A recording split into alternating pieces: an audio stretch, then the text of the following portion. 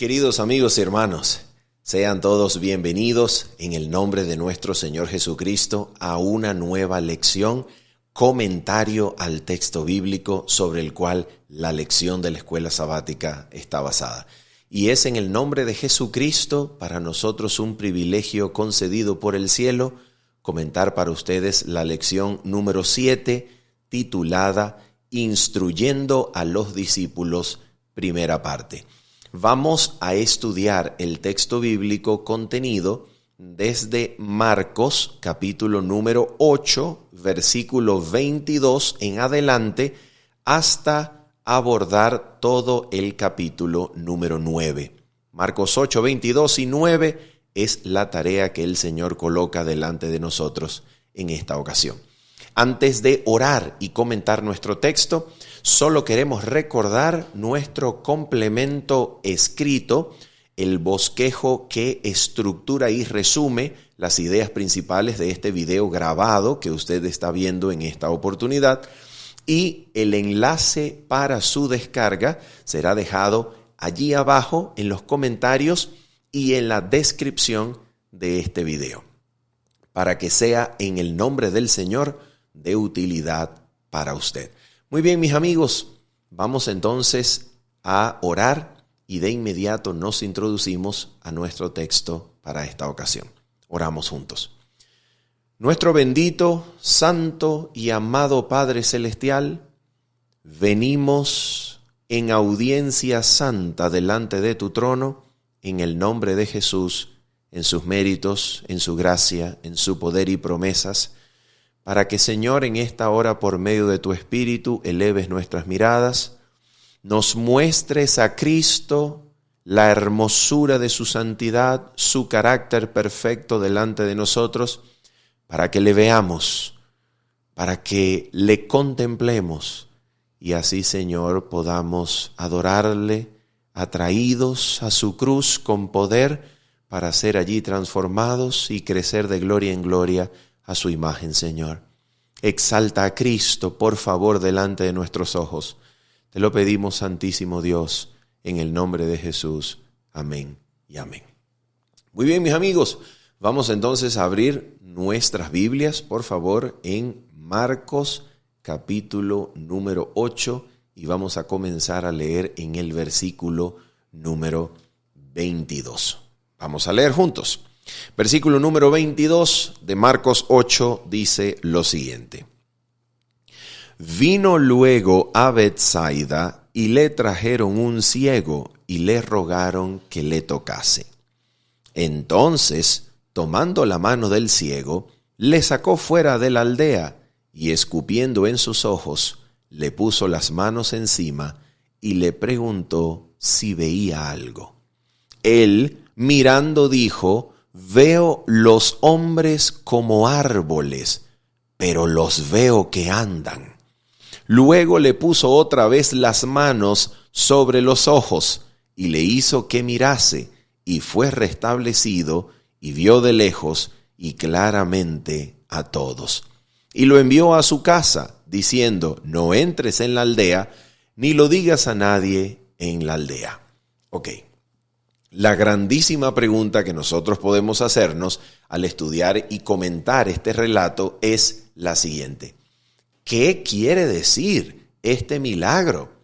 Que es el único milagro que Jesucristo hace en dos fases, en dos tiempos.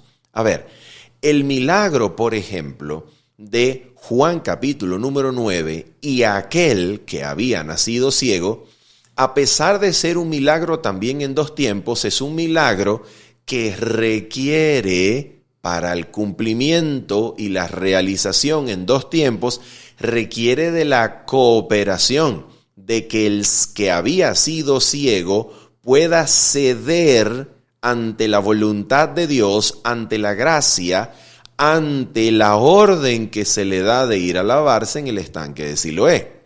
Pero aquí es Jesús quien pone una vez y por segunda vez las manos en estos ojos y le dice, le pregunta al ciego, ¿cómo veía? De manera que Jesucristo aquí está haciendo a propósito una sanación que le toma 2 pasos. La pregunta es, ¿por qué? ¿Será que en el primer toque faltó algo de poder y Jesucristo, habiendo obrado de manera imperfecta, ahora va a corregir la visión en un segundo momento? No quiere decir eso. A ver, ¿qué es entonces lo que quiere decir?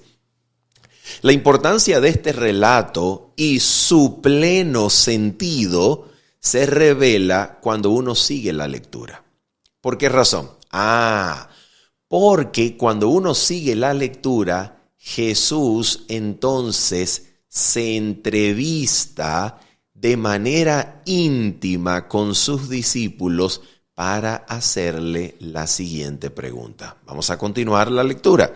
Marcos 8, versículo número 27 en adelante, para que podamos revelar, entender el pleno sentido del milagro de la curación del ciego en 2 momentos o fases.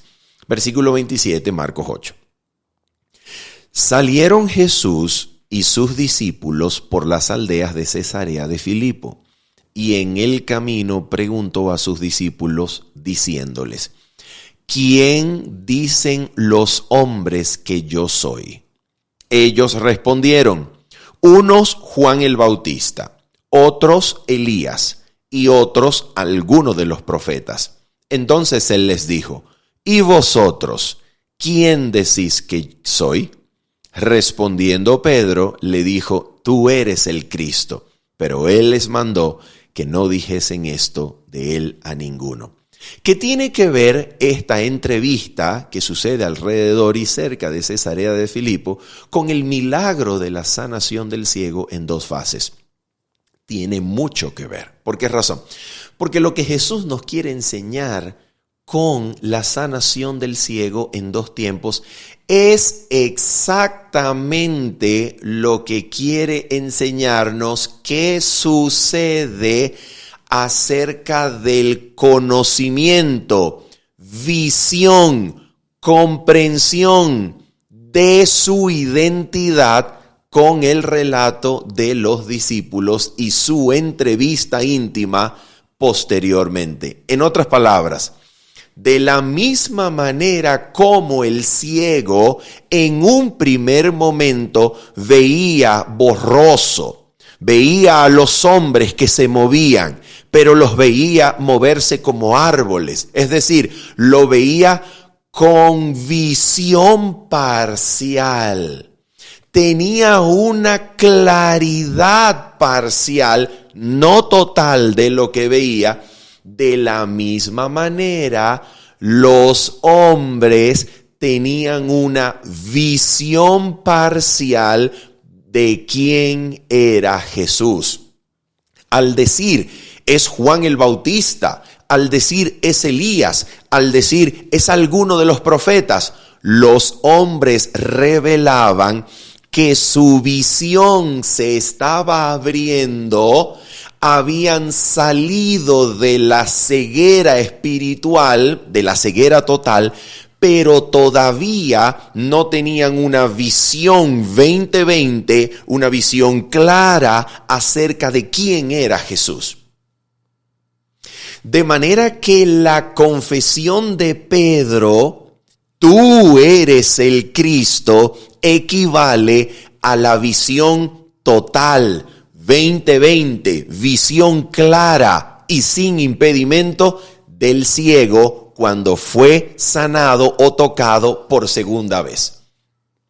De manera que el secreto de la visión completa y clara se encuentra en el toque del maestro, en permanecer con él, en habitar en su palabra, en permanecer cerca de su discipulado para que le veamos tal como Él es, para que los discípulos puedan ver a Cristo, no como el ciego que veía a los hombres que andaban a la semejanza de árboles, sino que le veamos claramente para que podamos comprender lo que Él es, para que podamos saber cuál es su identidad, su función, lo que Él quiere hacer en este mundo y conmigo individualmente.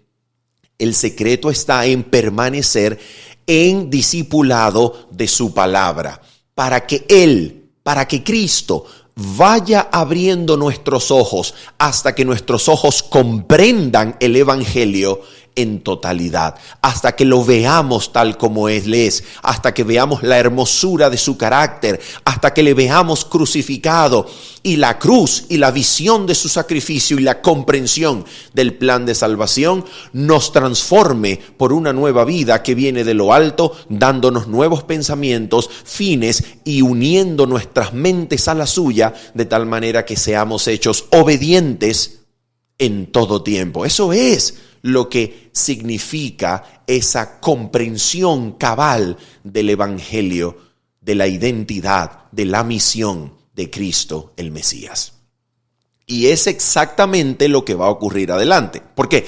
Porque en el momento en que los discípulos finalmente saben, confiesan, conocen que Jesús es el Cristo, es el Mesías, entonces ahora Jesucristo va a descubrir delante de ellos lo que significa ser el Mesías.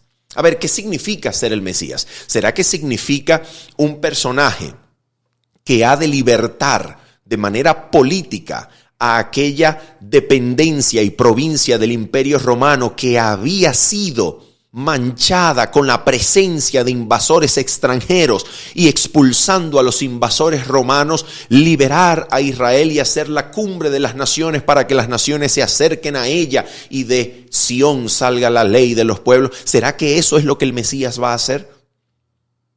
¿O qué es lo que el Mesías va a emprender? ¿Cuál es su misión? ¿Qué cosa es lo que le espera en los días siguientes al Mesías? Ahora que ellos han confesado, ahora que tienen visión clara acerca de quién es, entonces ahora Cristo les va a enseñar lo que significa ser el Mesías. ¿Qué significa ser el Mesías? Esto es lo que significa. Adelante. Vamos a leer Marcos 8, versículo 31 en adelante. ¿Qué significa ser el Mesías? Aquí está la respuesta. Y comenzó a enseñarles que le era necesario al Hijo del Hombre padecer mucho y ser desechado por los ancianos, por los principales sacerdotes y por los escribas, y ser muerto y resucitar después de 3 días. Esto es lo que significa ser el Mesías. Él revela su obra ahora para los que ven de manera clara y sin impedimentos. Y su obra es la de un Mesías sufriente. ¿Por qué razón un Mesías sufriente? Porque va a representar en su propia vida a Dios y al mismo tiempo a todo su pueblo, representando a Dios y a su pueblo en una misma persona. Unirá el cielo con la tierra por medio de un vínculo que será imposible de romper, y por medio de su sufrimiento ganará la victoria sobre las fuerzas de las tinieblas que atan y mantienen en dominio y sujeción al ser humano, mientras exhibe a Dios como vencedor y triunfador sobre el mal, mostrando que el carácter del Creador es un carácter santo, bueno y abnegado desde el principio, que está dispuesto a sufrir por los suyos, por amor, porque no le interesa la obediencia a ciegas, mecánica o robótica de sus criaturas. No le interesa primero su obediencia, primero le interesa su bienestar, pero su bienestar es necesariamente la armonía con los principios de su ley, para vindicar su reino, vindicar su ley, exaltar su carácter y mostrarse justo y al mismo tiempo el que justifica a los que son de la fe en Jesús. En la cruz, Cristo va a ser exhibido como propiciación por los pecados del mundo entero, mientras revela el carácter santo de Dios que atrae y convierte a todos los que contemplen su sacrificio. En la cruz, Cristo va a hacer reconciliación entre Dios y los hombres, no tomándoles en cuenta a los hombres sus pecados, sino reconciliándolos consigo mismo en la persona de su Hijo. Bendito sea el nombre del Señor, que en la cruz obró salvación.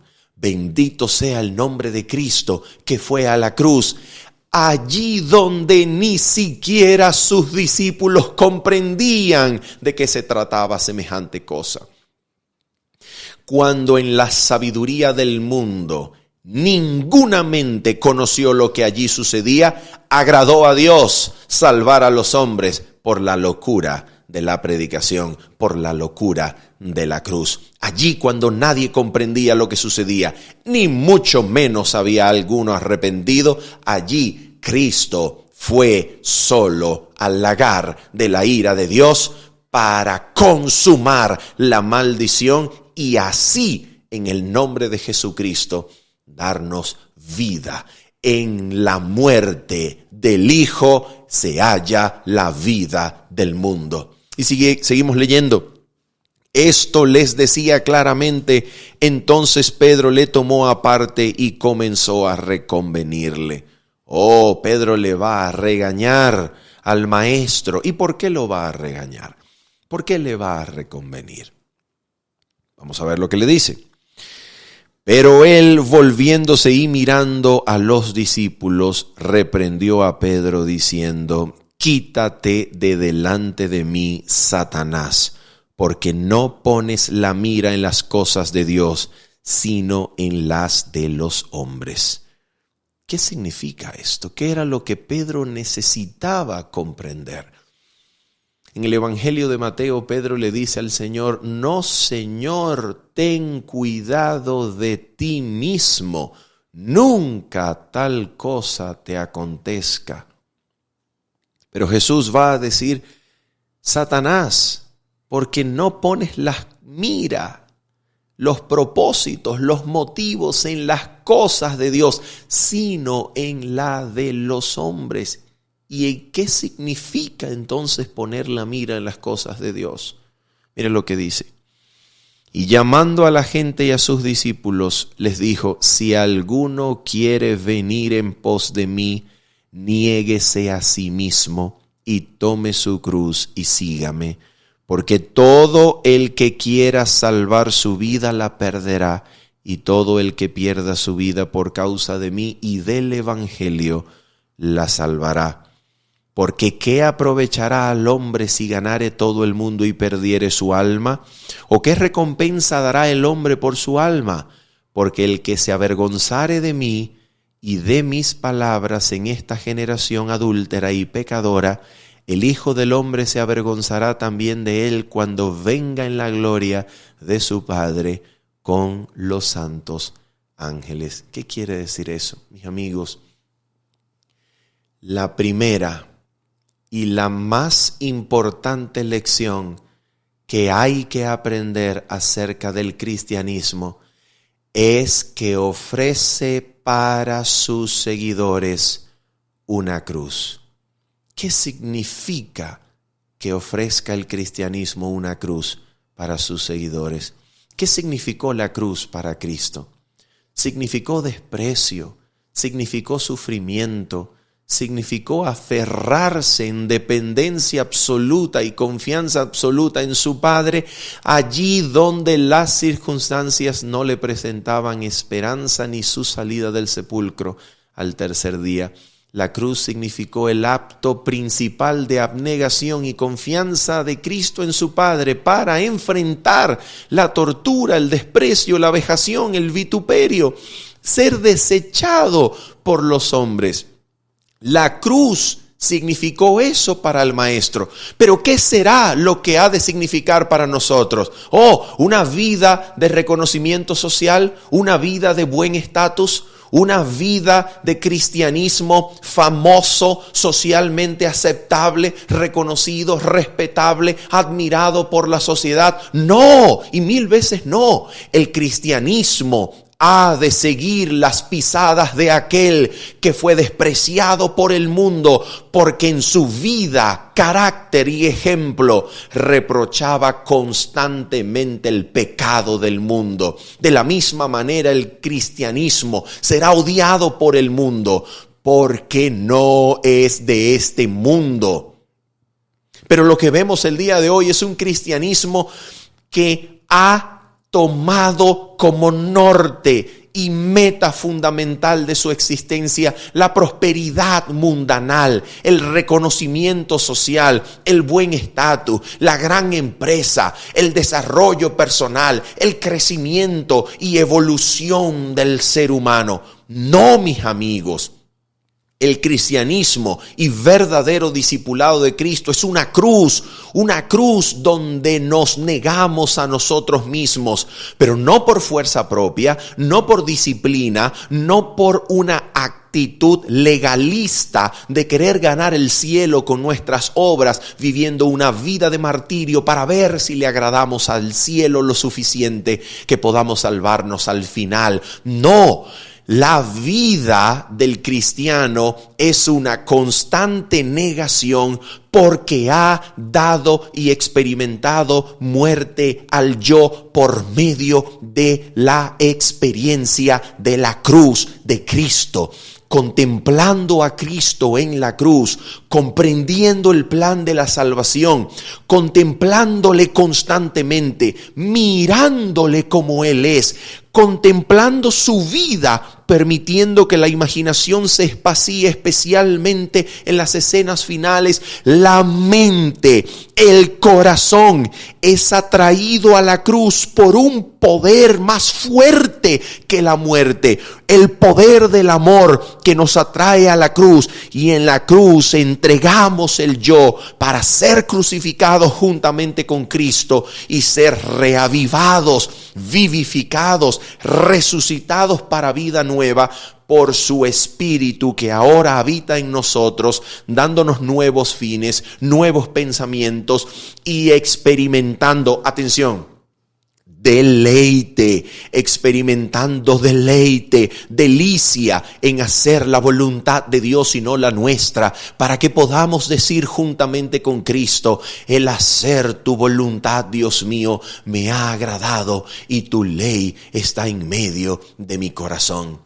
La experiencia de la cruz ha de ser la experiencia de todo cristiano, porque el yo, el amor al yo, el cuidado de uno mismo, la glorificación e idolatría de los solos intereses personales no puede vivir en el cristiano.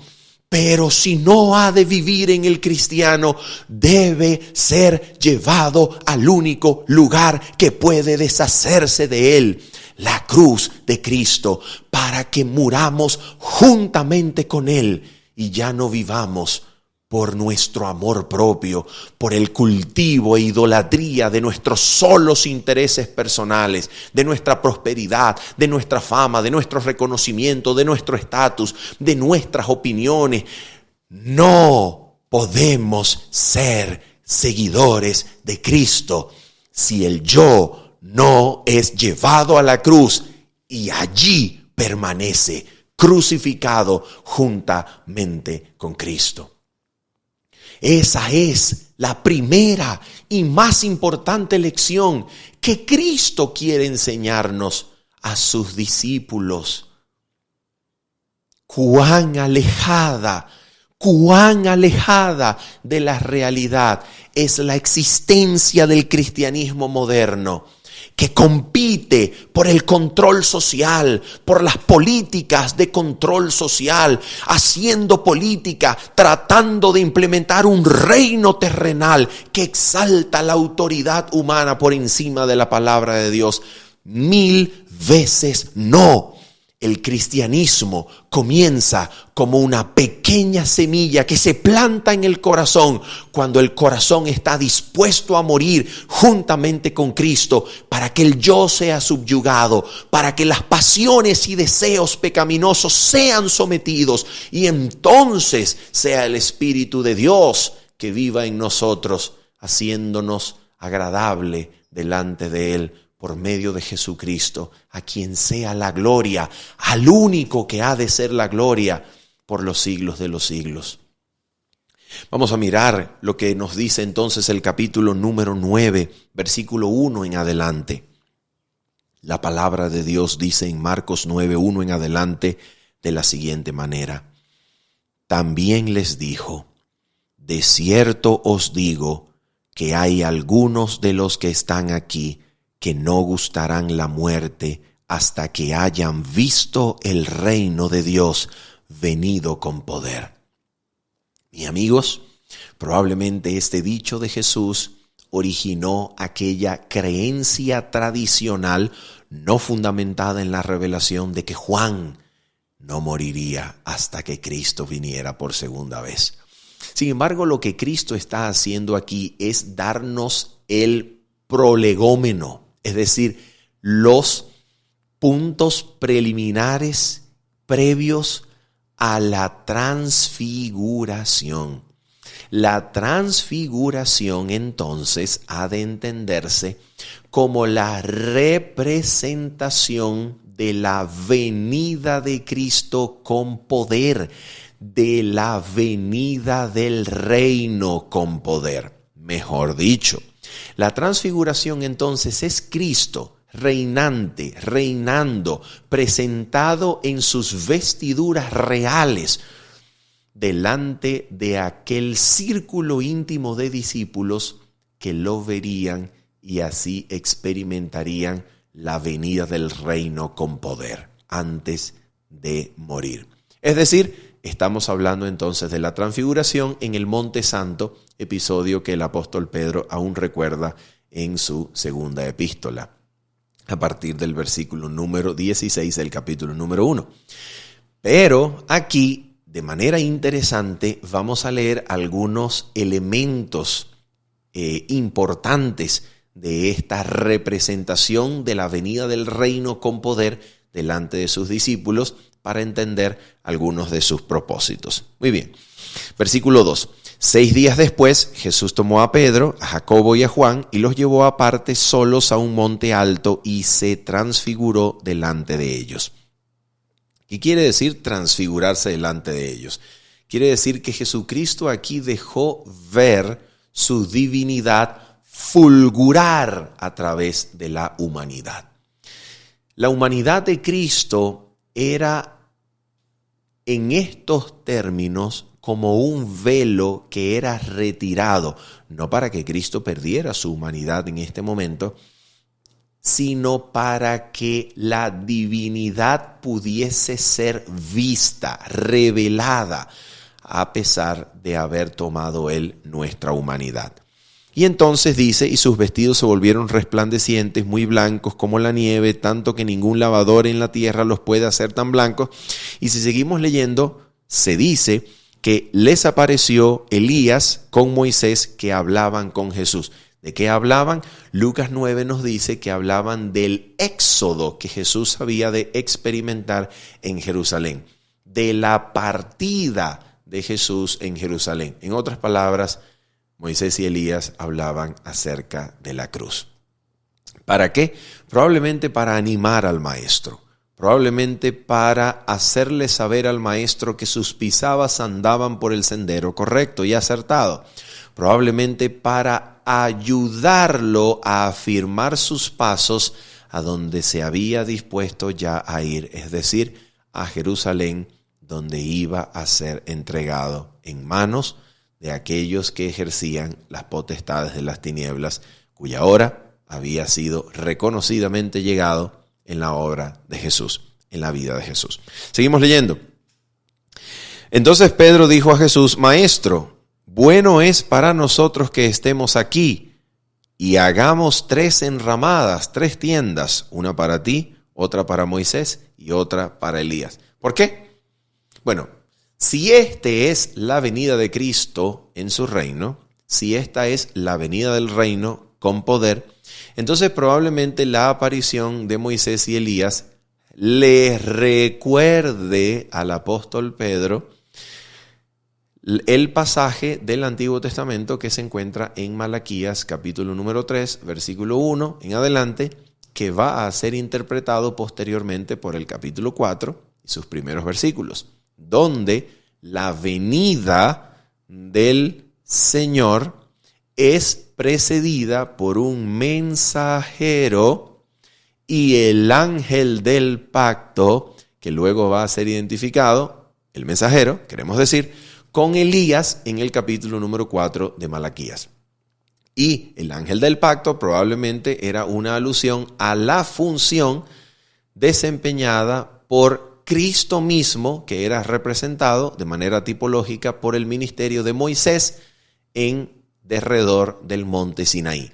De manera que al aparecer Moisés y Elías, entonces para el apóstol Pedro probablemente se está cumpliendo Malaquías capítulo número 3, donde se envía al mensajero y al ángel del pacto que han de preparar el camino para que venga el Señor súbitamente a su templo. ¿Dónde está el templo? Pues entonces probablemente Pedro aquí reconoce que es necesario hacerle una pequeña especie de tienda, de enramada, de habitación a Moisés, a Elías y a Jesús, para que se cumpla entonces el símbolo, la metáfora de que el Señor vendría súbitamente a su templo. Bueno es estar aquí, quedémonos en este espacio, quedémonos en este reino inaugurado, ya aquí en la tierra, es lo que Pedro desea. Sin embargo, no es lo que va a suceder.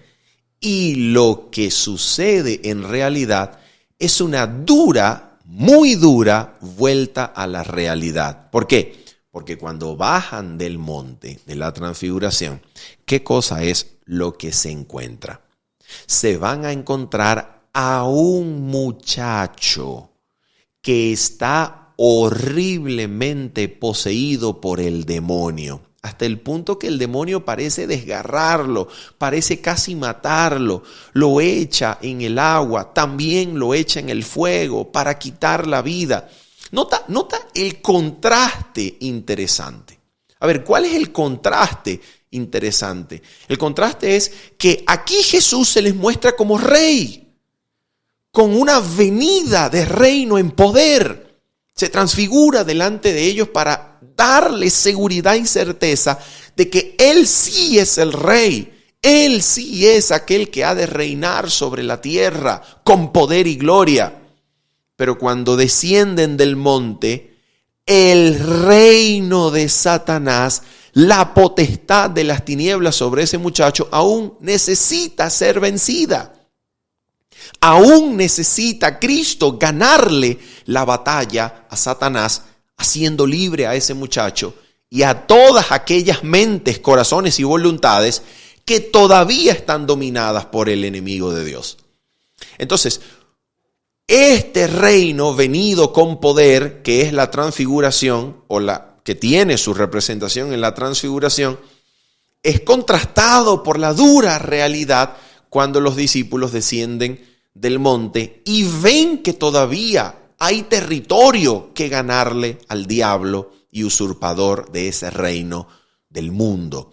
Entonces, aquí nosotros vemos que lo que Jesús quiso entonces hacer con la transfiguración es darles a los discípulos la seguridad, la certeza de que al combatir contra las potestades de Satanás, probablemente al sufrir incluso martirio por causa de esas tinieblas y potestades de los hombres cuyas voluntades, mentes y corazones todavía se encontraban dominadas por Satanás, al sufrir incluso persecución, muerte, martirio, confiscación de bienes, pérdida de libertades civiles, al sufrir por causa de las potestades de las tinieblas, no quiere eso decir que el reino de Jesús ha perdido fuerza y que en la vida de sus discípulos pues hay que buscar alguna otra ocupación porque el reino de Jesús se diluyó, su fuerza y poder se perdió y entonces bueno, busquen otra ocupación porque el reino de Jesús ha perdido contra el reino de Satanás.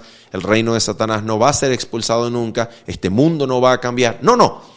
Lo que les quiere mostrar a los discípulos es que en su lucha contra las potestades de las tinieblas podrán ser perseguidos, podrán sufrir, incluso podrán morir, pero el reino es seguro. La salvación, la esperanza es viva, está reservada inmarcesiblemente, de manera ininterrumpida y con poder se nos está reservada para el día postrero. En el cielo se nos reserva la salvación. Por tanto, si pudiésemos participar ahora del poder del reino venidero, del poder de la resurrección, si podemos ahora participar del poder que echa fuera a los demonios, del poder que expulsa el dominio demoníaco de la voluntad, entonces podemos tener seguridad viva de que andamos en los pasos correctos, de que el reino sigue creciendo y de que ha de venir algún día con poder para destruir para siempre las potestades de las tinieblas. Esa esperanza es la participación del poder que por la fe echa fuera a los demonios. Es el poder del Espíritu de Dios. Por eso en los otros evangelios Jesucristo dice, si yo, por el dedo de Dios, en otros dice, si yo, por el Espíritu de Dios, echo fuera los demonios, ciertamente el reino de Dios está entre vosotros. Entonces la prueba, la garantía del reino es nuestra participación del Espíritu, que nos hace participar del poder del mundo venidero, del poder del reino venidero, del poder de la resurrección. Y allí donde hay una voluntad que es librada del control demoníaco, del control de Satanás, para ser una voluntad crucificada juntamente con Cristo en la cruz, allí se demuestra el poder del reino, que comienza como una pequeña semilla, pero que va creciendo y va creciendo y va creciendo hasta entonces dominar, reinar y alcanzar el mundo entero cuando Cristo venga por segunda vez. Eso es lo que encontramos en este contraste de realidades entre, por un lado, la transfiguración y por otro, esta manifestación de poder demoníaco sobre este hombre que había sido echado al fuego, al agua, para intentar el demonio quitar su vida. Lo interesante de esta historia se encuentra en el versículo número 23. El punto cumbre de esta historia está allí en el versículo 23 de Marcos capítulo número 9, cuando Jesús le dice al padre del joven lo siguiente: si puedes creer, al que cree, todo le es posible. Ese es el punto, mis amigos.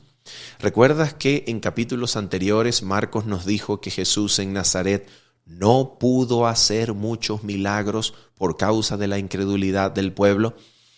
La fe, mis amigos, la fe, en contraste con la incredulidad, es de las más importantes y recurrentes enseñanzas de Cristo en el Evangelio de Marcos y en todo el Evangelio. La fe es la mano que se apropia de las promesas divinas. La fe es el brazo que nos conecta con el trono de Dios, por medio de los cuales la promesa puede ser cumplida. El mandamiento puede ser obedecido porque es fe en la palabra de Cristo, es fe en aquel poder que es lo más seguro, lo más poderoso del universo, la palabra del Señor pronunciada. Fe en que si Cristo da la palabra, es suficiente.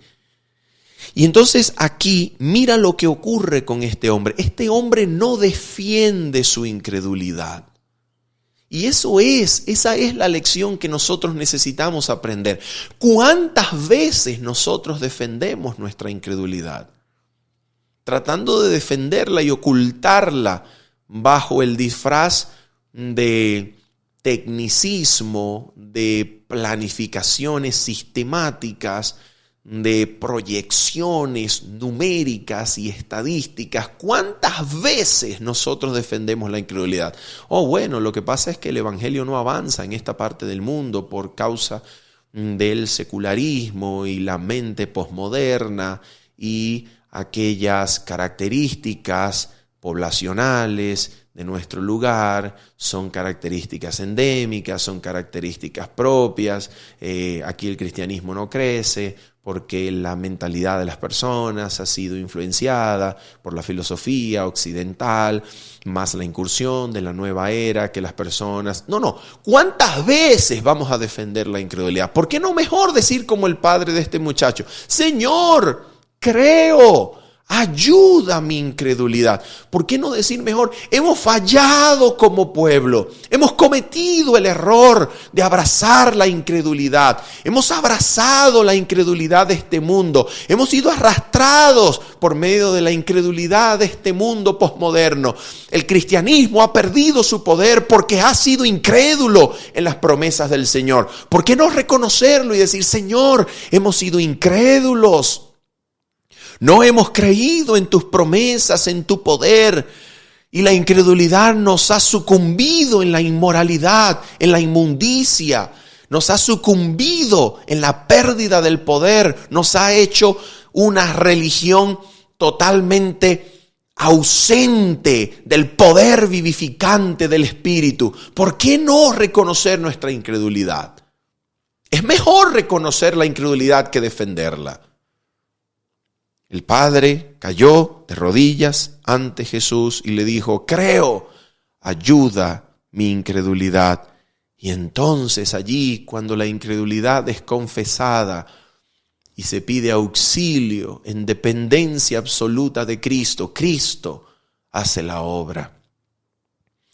Y cuando Jesús vio que la multitud se agolpaba, reprendió al espíritu inmundo diciéndole, espíritu mudo y sordo, yo te mando, sal de él y no entres más. Bendito sea el nombre del Señor, que allí donde hay confesión, reconocimiento de nuestra condición, actúa con poder para su sola gloria. Bendito sea el Señor. Vamos entonces a Marcos 9, versículo número 30 en adelante. La palabra de Dios dice así. Habiendo salido de allí, caminaron por Galilea y no quería que nadie lo supiese, porque enseñaba a sus discípulos y les decía, el Hijo del Hombre será entregado en manos de hombres y le matarán, pero después de muertos resucitará al tercer día. Pero ellos no entendían esta palabra y tenían miedo de preguntarle. No se entiende la muerte, mucho menos la resurrección de Jesucristo. Los discípulos no entienden. ¿Por qué razón? Porque todavía siguen aferrados a sus ideas preconcebidas acerca de lo que debía ser la figura del Mesías. No creen que el Mesías vaya a morir, no pueden creerlo, y como no pueden creerlo, no pueden procesar esta información. Oh, mis amigos, ¿cuánto requiere el conocimiento? ¿Cuánto requiere crecer en conocimiento de la entrega de la voluntad? Oh, ¿cuánto requiere crecer en el conocimiento de la renuncia a las opiniones preconcebidas, de la renuncia y la entrega de la voluntad al Señor para que Él la domine, para que Él la dirija? Versículo 33, y llegó a Capernaum, y cuando estuvo en casa les preguntó, ¿qué disputabais entre vosotros en el camino? ¿Te das cuenta por qué no podían entender cuando venían desde Galilea? ¿Te das cuenta por qué no podían entender lo que Jesús les decía? ¿Por qué razón no podían entender? Porque no habían estado dispuestos a renunciar a las aspiraciones de grandeza, riqueza, estatus, poder y dominio que la figura del Mesías reinante, que expulsa a los romanos y eleva a Jerusalén por encima de todas las naciones, les ofrecía. Esas aspiraciones eran demasiado preciosas a sus mentes. Oh, ¿quién será el mayor? ¿Quién se sentará aquí? ¿Quién será el primer ministro? ¿Quién será el ministro encargado de la alimentación? ¿Quién será el ministro encargado del deporte y la cultura? ¿Quién será el ministro encargado de la educación? ¿Quién será el ministro encargado de habitación y vivienda? ¿Quién será el ministro? ¡Oh, la grandeza! Por eso no pueden entender lo que Jesús les dice acerca de la muerte. ¿Por qué? Porque no han querido renunciar a las aspiraciones de grandeza mundanal que ellos creen que van a lograr tener con un Mesías reinante. Pero precisamente es la enseñanza. Nuevamente se repite la enseñanza. Ya apareció en el capítulo número 8 en forma de una cruz que hay que tomar y seguir al maestro en pos de él. Aquí vuelve a aparecer nuevamente la importantísima lección, la primera lección que hay que aprender del cristianismo. Si alguno quiere ser el primero, será el postrero de todos y el servidor de todos. Y tomó a un niño y lo puso en medio de ellos, y tomándole en sus brazos les dijo: el que reciba en mi nombre a un niño como este, me recibe a mí, y el que a mí recibe, no me recibe a mí, sino al que me envió. ¿Te das cuenta? La lección más grande nuevamente vuelve a ser repetida. El amor al yo debe ser sometido, debe ser entregado, debe ser subyugado para que Cristo pueda reinar verdaderamente en el corazón y hacernos siervos de todos. Cuánto orgullo, cuánta vanidad, cuántas opiniones preconcebidas tiene Cristo que desterrar, someter y subyugar aún en nosotros. Que lo haga Cristo, que lo haga el Maestro, que lo haga por el poder de su cruz, porque nosotros solos no podemos hacerlo. Seguimos leyendo. Versículo número 38. Juan le respondió diciendo: Maestro, hemos visto a uno que en tu nombre echaba fuera demonios, pero él no nos sigue y se lo prohibimos porque no nos seguía. Otra vez, 3 veces ya, Jesús ha necesitado enseñar lo mismo en lo que llevamos de lectura. Nuevamente, el deseo. Ahora mira esto. Esta es más sutil. A ver, porque la primera era, esperanzas mundanales, ¿ok? Esperanza de prosperidad, de grandeza. La segunda, igual, esperanza de grandeza, de dominio, quién va a reinar, quién se va a sentar a tu lado, quién va a ser el mayor. Pero aquí esta es más sutil. Aquí esta se viste y se disfraza de celo religioso. El celo religioso. Oh, maestro, mira, hemos visto a uno que echaba demonios fuera en tu nombre. Pero ¿sabes qué? Nosotros nos dimos a la tarea de impedírselo. ¿Por qué? Porque no es seguidor de nosotros.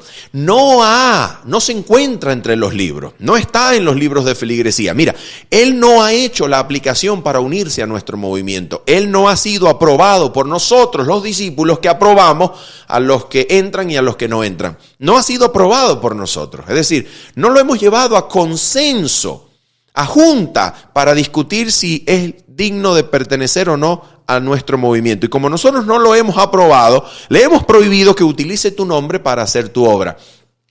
Este es el deseo de controlar la obra de Dios. Mira, si hay alguna persona que predica y vive el cristianismo de una forma en la que nosotros no lo esperábamos, de una forma que en nuestras expectativas no figuraba, si hay una visita del Espíritu, una gracia del Espíritu, una manifestación del poder del Espíritu en alguna persona que nosotros no esperábamos, que nosotros no nos imaginábamos, que parece que el Espíritu nos ha saltado a nosotros, que parece que el Espíritu no ha pedido permiso a las asociaciones o a las uniones respectivas para entrar en el territorio, hay que impedírselo. Hay que impedírselo. ¿Por qué? Bueno, porque nos está dejando a nosotros como desapercibidos. Nos está dejando a nosotros como los ignorantes que no dominamos ni controlamos absolutamente todos los movimientos del Espíritu. Hay que impedírselo. Aquel que no pide permiso a la asociación, misión, unión, aquel que no pide permiso para predicar, no puede predicar. ¿Por qué no puede predicar? Hay que impedírselo. ¿Por qué hay que impedírselo? Hay que impedírselo porque yo como autoridad religiosa, soy el que debe dar la autorización para que el Espíritu se manifieste por medio de canales y formas regulares que yo espero, que yo he podido predecir, que yo he podido anticipar, para que esté sobre mi control, para que esté bajo mi autoridad, porque si se sale de allí hay que impedírselo. Mis amigos. Mis amigos. El celo religioso que disfraza la única cosa que verdaderamente hace que los discípulos y nosotros le impidamos a aquella manifestación del Espíritu que siga manifestándose. ¿Cuál es? El amor al yo. El amor a mi autoridad. Es el amor a mis opiniones. Es el temor de reconocer, no sé. El temor de reconocer, no entiendo. El temor a reconocer, me equivoqué. El temor a decir, no está bajo mi control. El temor a ser dejados de lado. El temor a no figurar como primer protagonista del guión. El temor a perder el yo, la autoridad humana. Este es el celo que motiva a los discípulos a decirle al Señor, mira, ¿sabes qué? Se lo hemos prohibido. Mientras que el Señor dice, no se lo prohibáis, déjalos, no se lo prohíbas. Escucha esto, porque ninguno hay que haga milagro en mi nombre que luego pueda decir mal de mí, porque el que no es contra nosotros, por nosotros es. Que lo decida Cristo, que lo decida Él en su juicio. Déjalo, por sus frutos los conocerás. Por sus frutos sabrás si el Espíritu habló y se manifestó por medio de él o ella. El Espíritu ha decidido obrar muchas veces de manera que no entendemos. ¿Cuál es el problema en reconocer? No tenemos control, no somos los únicos que estamos controlando el desenlace del conflicto de los siglos. No somos los únicos. No son, mis amigos, los canales regulares, los que siempre serán visitados por el Espíritu Santo. Los canales esperados en la expectativa cuadrada de nuestras mentes que quieren dominar para exaltar su propia autoridad. Los canales del Espíritu no han de ser controlados por medios humanos. Deja que el Espíritu se manifieste, deja que el Espíritu domine y dirija, deja que el Espíritu se manifieste por aquellos canales que para nosotros eran impensables, déjalos y que el Espíritu nos humille, que el Espíritu humille nuestro orgullo, nuestros deseos de dominio, que el Espíritu humille el yo y que podamos confesar delante de Cristo, Maestro, perdón, no sabía de esta manifestación tuya, pero aquí está mi corazón, mi vida, mi mente.